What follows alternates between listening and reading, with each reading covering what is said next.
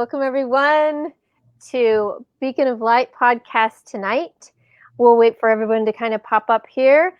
My name is April Tribe, and we are broadcasting live from Kyle, Texas.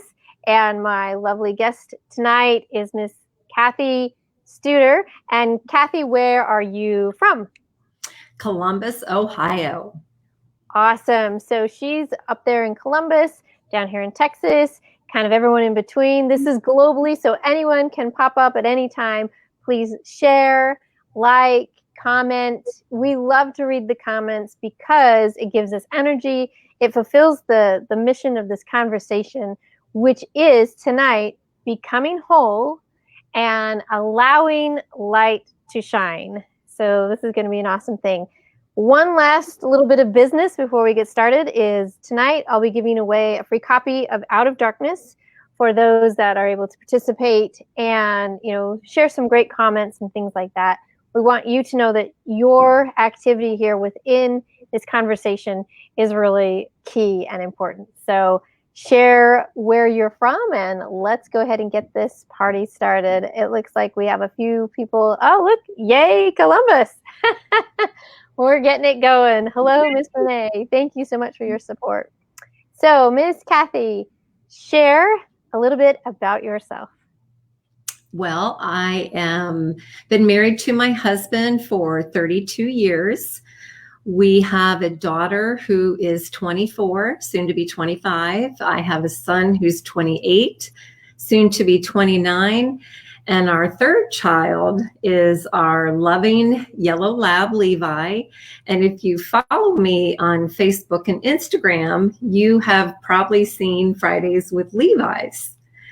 I am a hairstylist by trade, and now I am an author, a speaker, and a coach on a path for a purpose to raise awareness and to invite people into knowing that we can fully heal from our hurts, our traumas, and our brokenness. Thank you so much, Kathy. That is an awesome, awesome mission. And I love how much you understand it within your conviction. This is a wonderful opportunity for us tonight to talk a lot about this. So, in the background, I see a beautiful picture, but it looks like it might be a little bit broken. Can you share what that is and what that means? I would love to. So the bowl is kintsugi. If anyone doesn't know, kintsugi is a Japanese art form where they take broken pottery and they put it back together piece by piece with lacquered silver, platinum, or gold, because it comes with the belief that when something's been broken, it can be repaired and become stronger and more beautiful. The cracks are meant to be highlighted, not hidden, a means of becoming whole again and embrace our imperfections. Because the truth is, we're all a little broken. The gift is we all can become whole again and become kintsugi. Wow. When you were studying about all of these types of amazing opportunities to become whole, is this something that first popped up, or was this something that you were searching, maybe not knowing what you were searching for, but when you discovered it, was it something instant? Was it something like, wow, I think this could work? Or what happened when you first understood about this art? I found the art when I was in the process of writing my book. And as I was doing research into the 6 attributes that I share in my book, I came across a picture of the piece, and then I did the research behind what it stood for. And when I read it and fully understood it, I knew within that second that it was meant to be my cover, because it is the absolute perfect metaphor for how I pulled myself together piece by piece and became kintsugi with each attribute that I applied in my healing pilgrimage. Wow. I love how you say It was a pilgrimage. It was a journey, and for your own healing. So that makes a lot of people wonder and question, well, what did she need healing from? Would you mind opening and sharing that story? Not at all. I was a victim of childhood sexual abuse by my stepfather for 6 years as a child, from age 6 to age 12. And honestly, I never thought I would share my story. And ironically, it was my trade job as a hairstylist that propelled me to even consider the idea of writing this book. As a hairstylist, I see clients every 4, 6, 8 weeks. And you can develop a close relationship with clients that you see that often. And one of those clients had a great smile and a sweet personality. Yet I knew she struggled with some depression and PTSD, and I didn't know the why. And one day, sitting in my chair, she shared the why. She too had been sexually abused as a child. I shared with her my story, which I had never shared with another client before. We finished out our appointment, chatted a bit more, and she left that day. When she came back for her next appointment, she asked me, Kathy, did you suffer depression? I paused. I had depressed days and I had a tremendous amount of shame, yet I didn't. Well, what about PTSD? She asked. Again, I paused. I had angst. I had worry. I had complete lack of trust with humanity, but I didn't. Well, you medicated, right? She asked. I know it's very beneficial for some, yet I didn't. Don't get me wrong, I told her. I was broken and I had a journey to heal. And that day, she looked me square in the eye and said, you need to write a book, girlfriend.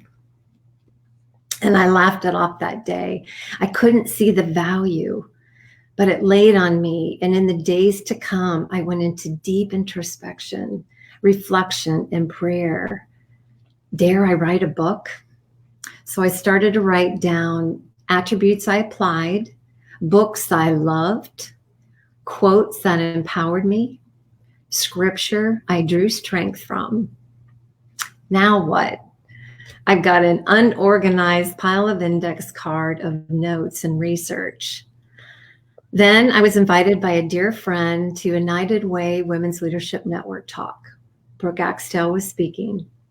She shared her message of survival, of how she became a victim of human trafficking by a family nanny, and then later in life became a victim of domestic violence by a boyfriend. That night, I heard every word of her message. At the same time, I got my own message. I was there that night for a purpose. That night, my message, you're here. It's time to tell your story. Write the book. So I wrote the book. And I started writing, and I'll be honest, as I was writing, I became very apprehensive because less than 10 people in the world knew my story. If I put this into a book, the world will know my story. I was petrified. I went back into deep introspection and prayer and reflection. Why me? Why now? I'm not a saint. I'm imperfect. I'm flawed. I'm dyslexic. My message back, you're enough. Write the book. It's time. Wow. I think when you have such direction, better follow that, girl. And it looks like you did. Amazing. I did. Thank you. Was it was it a part where you've got all of these sections of note cards and introspection and all of this, and you're coming up to the point of, okay, I've been told directly to start writing. When it started to flow and to write, were there parts where you thought, I don't know how deep I can share, or what really needs to be known of the acts of the story? Of course, I want to share the healing parts and how we can get through, but get through what? If the reader doesn't understand what the pain was, then why should they buy into the healing? Exactly. That's an awesome question. I knew I had to tell my story. And so part one of my book is my story. It is not graphic. I didn't want it to be. It doesn't need to be. It's enough to understand how the process started. My mom worked nights, Okay. and my stepfather would wake me up in the middle of the night. And I build into the more it happened, the more the shame builds, the more the humiliation builds, and then the low self-worth, and then the low self-esteem. And then ultimately, I share how it ended, how the night my mom found out, my mom kicked my stepfather out of the house. Wow, I have to stop you right there for a minute. I say wow, that, and it kind of sounds like, well, of course that should happen. And I have to say, unfortunately, it doesn't always happen that way. Unfortunately, even when the truth is known, the challenge of actually dismissing the abuser is really big. Now, the complexities of that it depends on everyone's circumstance. But I have to praise your mom for discovering, finding out, and becoming your protector. There could have been so much time. I mean, how different the story could have been if she didn't act, if she thought, oh, that can't be possible, and start to second guess. I know there is a cry for when a child tells you a story, especially a story that is intense like this, how to believe, what to believe. Believe you'll find the truth on all ends, but believe first. Kathy, if your mom had not believed or had not understood what was happening, any guesses of where your life would be? Oh, that's a great question. We all have the ability to heal, but I can tell you it's so much harder when you don't have any support and you don't have that belief and you don't have someone there to stop it, to look out for your best interest. It is so much harder to overcome that victimhood role. And I don't know, but I am grateful because that night my mom was my hero. That night my mom was my savior. And unfortunately, I can't tell you how many stories I've heard where that's not the case. And with that, with what you said, I really want to continue that and share the statistic. The Justice Department tells us that 97 to 98% of stories reported prove to be true. Yet, only 1/3 of parents believe when their children tell them. So we've got 97 to 98% that prove to be true, and 33% believe. We have a massive disconnect. It is so much harder on the child when that support, that love, that belief, knowing that it is not their fault. We've got a long way to go, and we've got to connect the statistics. So We really do. Agreed. We need to believe. And that is a powerful statistic to show that between 97 and 98% of the stories that are told are true. For the most part, children believe, children are trustworthy, children want to have, a life that's filled with love. And when something is off and when something is horrible, in their sharing, that's a big act on their side. And so we should believe, because it's not this cry wolf or, some, like, maybe I'll try and get them into trouble and lie. things like this are big and they're heavy, and it's such a blessing that it actually healed. I would love to know if anyone is in the audience, if they also had to share at one point their story with someone, if they were believed or if they weren't believed. In my own story, I didn't say anything, and I just took it in and thought we can work through this, and strong enough, and I believed in God, and he and I were going to be this team that will just work through it. And of course God is there for you, and he was also putting people in front of me to say, share with these people, share with, bring this in. And out of fear of how my abuser, what he had said is, if anyone finds out, it was 100% my fault, because I was outside on the trampoline, their trampoline. I was the one doing all of the tricks and stuff. So I enticed him. All of this story, really brought this in. And so the belief of a child is crucial. I know, Donna, yes, Donna, it's so true. The believed but discounted. It's just unbelievable what happens in some areas. So fortunately for you, mom believed, stepdad is gone. What was the next step? What happened next for you? As a child and as a teen and a young adult, I'll be honest, I was very broken. I made poor choices with boyfriends. I made poor choices with friends in high school. I drank too much alcohol in high school. And it wasn't till into adulthood that I made the decision, I don't want to just survive. I want to thrive.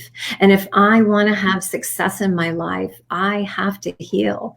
And I knew it would be a pilgrimage, but one that I chose to embark on because, again, I didn't want to just survive.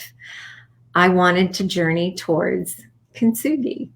So it took time. It was not quick. I share in my book the 6 attributes that I applied in my healing pilgrimage. Number 1, I kept my good perspective.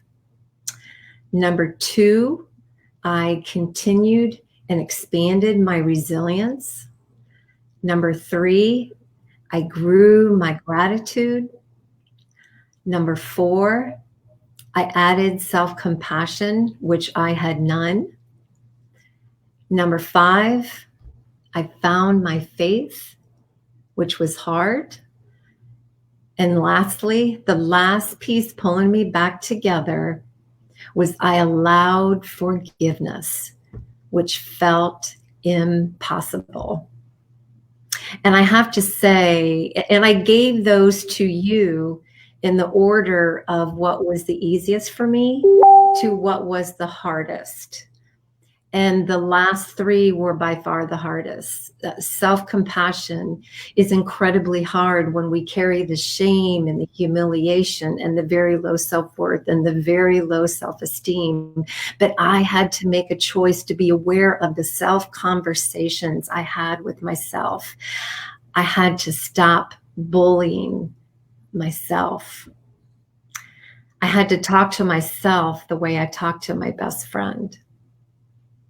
Faith was not easy either. When you're a little girl at night and you pray for the travesty against you to end, and for 6 years your prayers go unanswered, you ask, how could a God exist and not answer my prayers? How could a God exist and let this happen to children all over the world?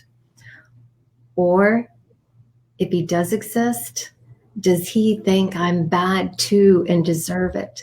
Because that is what I thought about myself. So it was not a quick trip, but one that I am so grateful I went on. And I studied people with strong faith, people with no faith. I read books, I read scripture, and I was very blessed to go on an Emmaus walk. But my gift of my faith is it landed in the place of love, compassion, and strength. And my next gift was it allowed me to consider that possibility of allowing forgiveness, which I thought was impossible. Because forgiveness was not easy. I questioned over and over, how do you forgive someone who cracked and broke you? How do you forgive someone who stripped you of your childhood innocence? He never said he was sorry. How do you forgive someone? But what I would learn is forgiveness was not about me, or not about him, I'm sorry. It was not about him. It was all about me.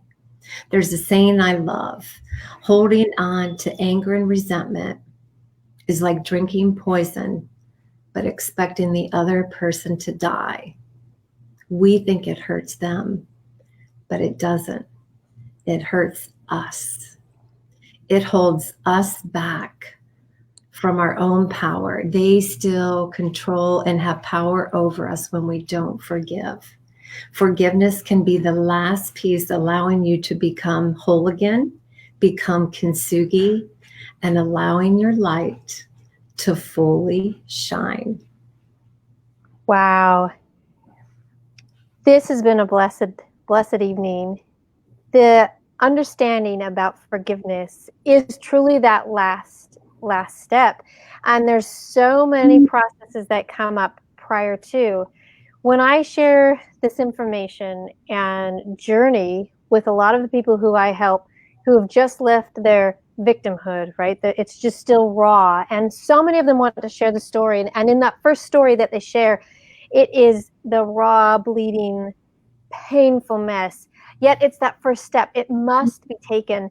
And then I see them move into my survivors. They've got the punching gloves on and no one can take me down. And they wear that label proudly, as they should, because they've earned it. They've gotten to a point where they're no longer a victim. They're a survivor. And then I see the fight. It doesn't get tired, but they've won. So they put down the gloves and really start to come into that thriving, or then they reach out and they help others. And this is part of the whole lighthouse. They're shining their light out towards others. They're helping people come in to this beauty. And then a few of my lighthouses out there will see that there's just a little bit more. And in that is part of being a victor. A true victor will be able to forgive. So again, it takes time. That's an ultimate goal. It is not something fast. It's not something quick. It is a process. I love your word, a pilgrimage. It is a journey. But when you reach the opportunity to be able to forgive, all burdens are lifted in such a way that you and I are cheering about and are excited about and wish and hope so many could travel the pilgrimage, because they will be truly free if they learn how to do that forgiveness. And exactly. You can't do it yourself. It comes through just an immense power. Beautifully said, Kathy. This is wonderful. I love how some of the thoughts tonight, Crystal says she drank poison for a year. That is impactful. And if you know her saying, and if you know what her story is, truly, the alcohol and the abuse that was there, it was a double sense of poison. Yeah. And this, she really appreciates that saying that you referred to. And Donna says that forgiveness truly is about letting go. And when we can finally pry our fingers off and let go and walk away, it is lighter. Now, I know we can say that with our words, and we're over here cheering and wanting and hoping that they will. But until they get brave enough to step out of that comfort cage, is what I call it. It's not a zone. It's a cage that's trapped them. And they step into the learning zone and exercise it and offer forgiveness. It is that experience that no one can take away from you ever. And you are truly set free. It's a beautiful thing. It is a very beautiful thing. You become kintsugi and then you become light. Yep. Look at her. She has it down. And with that, you can feel, how many of you can feel Kathy's sincerity understanding. And how many of you would love to get a hold and work with Kathy? Kathy, tell us, where is the best place to contact you? Is it through email? Is it through a website? Share with us your best contact information. Thank you, April. The best way to contact me is my website at www.kathystuder.com. And there's a connect with me page, and they can connect with me on that page. Wonderful. So if you have felt anything tonight and feel like her message, the work that she can help you with, is something that you feel connected to, please reach out. If you are worried about, I don't know if we've got time. I'm wanting to be on this journey, but maybe I'm still a little afraid. Kathy, can you hold up your book? Oh, I would love to. Maybe you could start here and read off the title of your book. It is Broken to Beautifully Whole, and my subtitle is It's a Compelling Crusade to Break the Silence, Move Through Our Traumas, and Heal the Pain, no matter what our hurt, trauma, or brokenness is. That's right. So picking up a copy, reading through that might be some of the best preparation to get you started on this journey. So many of us have different entrance points on how we're going to start this pilgrimage, but please, we implore you to start, because truly the light and happiness can happen, and it's something that's so beautiful. And when you have reached that, because you've been at the bottom of all type of abyss, when you surface and reach beyond, the joy, the incredible peace, it's absolutely real. And it's just something that you can't help but to share and to desire that others come about on this journey. And that's why we are so passionate about sharing things like this. Wonderful. And if Kathy wants to hold up that book again, just as another exciting opportunity, as you can see, through her work in writing this book, she has the opportunity to be nominated for an Author Academy Award. And she is collecting votes for that. There's 16 different topics, so that means there's 16 pages filled with books, and her book would be on page 14. Is that right? Page 14, self-help. Self-help book, page 14. So if this has moved you, please go there and vote. I'll put in the comments below, I'll put the links to her website, the links to how to purchase her book, and the links to be able to vote for her book. And it's not just about, oh, here's a random vote, or sure, I just bought something. This is about a journey to truly becoming whole, and beautifully whole. That's something that you can't pass up. It's amazing. And as I would be incredibly honored for anyone to vote, and as they're scrolling over to page 14, you have to stop on page 9, which is memoirs, and you have to vote for Pinpoints of Light. Oh. So it's not only an amazing book, but it's April's amazing story of how she escaped, of how she found her light.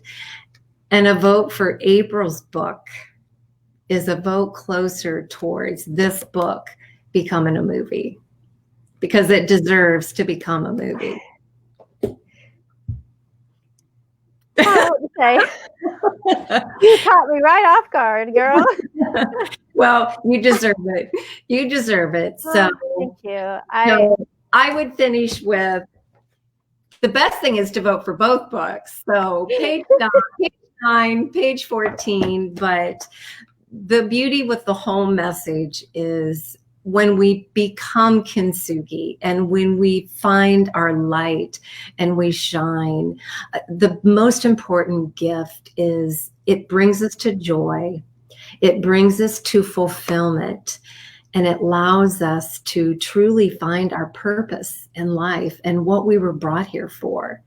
And it's the greatest gift you can ask for. It truly is. Thank you so much, Kathy. And we will leave it at that. Everyone, you've been wonderful. And thank you for showing up and forever shining. We'll see you. Bye. Thank you.